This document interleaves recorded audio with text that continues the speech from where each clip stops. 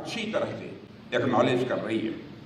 इस काम को करने से आज भारत को दुनिया की कोई ताकत रोक नहीं सकती। पाकिस्तान के हक में यही बात होगी कि वह अपनी जमीन पर चल रही आतंकवाद की नर्सरी को अपने हाथों से उखाड़ देंगे। इसकी शुरुआत उसे हाफिज सईद और मसूद अजहर जैसे आतंकवादियों को भारत के हाथों में सौंपने से करनी चाहिए। यह दोनों न केवल भारत में मोस्ट वांटेड टेररिस्ट की सूची में हैं, बल्कि ये यूनाइटेड नेशंस की डेजिग्नेटेड टेररिस्ट की लिस्ट में भी शामिल हैं। हाफिज सईद मुंबई हमलों का गुनाहगार है, कौन नहीं सच्चाई को जानता है।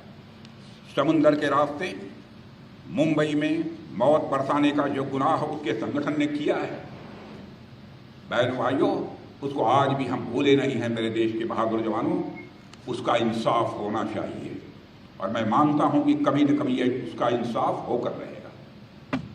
यह काम पाकिस्तान में नहीं हो सकता है। मुंबई हमलों के एक आरोपी तहौर राणा को पिछले दिनों भारत लाया गया है। पाकिस्तान की ओर से बार बार बातचीत की पेशकश की जा रही है।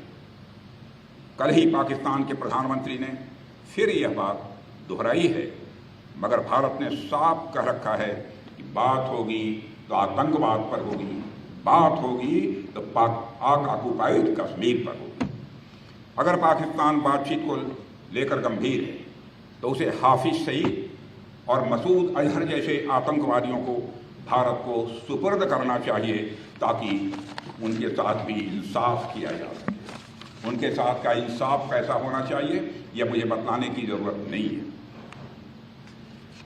साथियों, पाकिस्तान इस बात को गांठ बांध कर रखे कि हमारी नेवी अगर एक ओर समुंदर की तरह शांत है तो दूसरी ओर वह समुंदर की तरह सुनामी लाने की भी क्षमता रखती है। यह है हमारी भारत की नेवी। अभी कल ही मैं नेवी के 2 जाबाज वीरांगनाओं से मिला हूं, लेफ्टिनेंट कमांडर दिलना के और लेफ्टिनेंट कमांडर रूपा के। 8 महीने तक समुद्र में नाविका सागर परिक्रमा करके हमारी वह दोनों बेटियां भारत अपने वतन को वापस लौटी। और जब मैं उनसे मिला था तो उनके चेहरे पर एक सेंस ऑफ कॉन्फिडेंस, एक आत्मविश्वास का भाव स्पष्ट रूप से दिखाई दे रहा था। और उस समय 8 महीने के बाद भी चेहरे पर न कोई शिकन थी, न चेहरे पर कोई थकान थी। वो भले ही 8 महीने तक समुद्र में रही, लेकिन उनके अंदर उत्साह और जोश की कोई कमी मुझे नहीं दिखाई दी। यही आपकी ताकत, यही इंडियन नेवी की ताकत है और आपकी इसी ताकत को पूरे देश को पक्का भरोसा है। मैं ये बात फिर से बेहद दृढ़ता से कहना चाहता हूँ कि ऑपरेशन सिंदूर अभी खत्म नहीं हुआ है। वह सिर्फ एक विराम है, एक कामा है, एक चेतावनी है। अगर पाकिस्तान ने फिर वही गलती की, यदि पाकिस्तान ने फिर वही गलती की, तो भारत का उत्तर और भी कठोर होगा और इस बार उसे संभलने का मौका भी नहीं मिलेगा।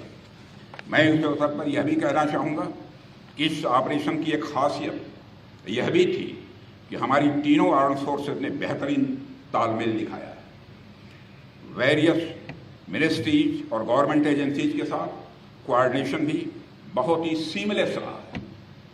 कुल मिलाकर सभी स्टेक होल्डर्स की एक्टिव पार्टिसिपेशन से ही यह ऑपरेशन सक्सेसफुल हो पाया है।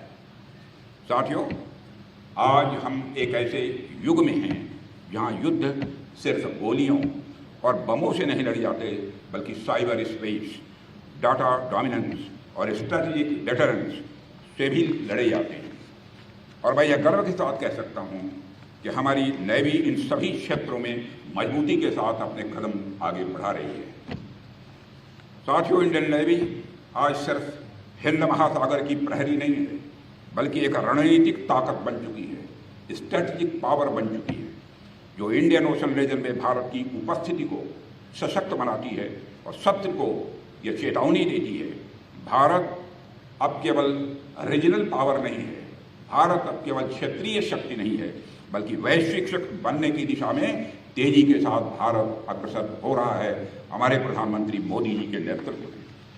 साथियों, INS विक्रांत की मौजूदगी, उसकी मारक क्षमता और आप जैसे रणबांकुरों की अडिग निष्ठा, यह सब मिलकर भारत को एक ऐसे मुकाम पर ले जा रहे हैं जहां से कोई भी चुनौती हमारे सामने छोटी नजर आ रही है।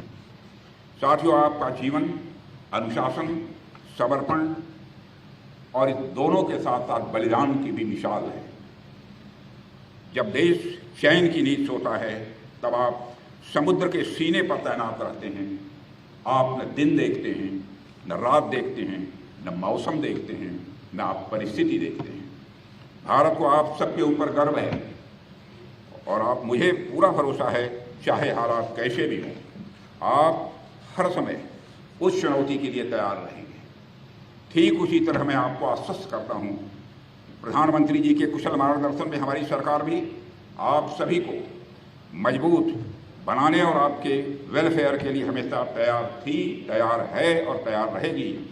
मेरी हार्दिक शुभकामनाएं आप सभी के साथ हैं और आपके सभी परिवार सदस्यों के साथ हैं।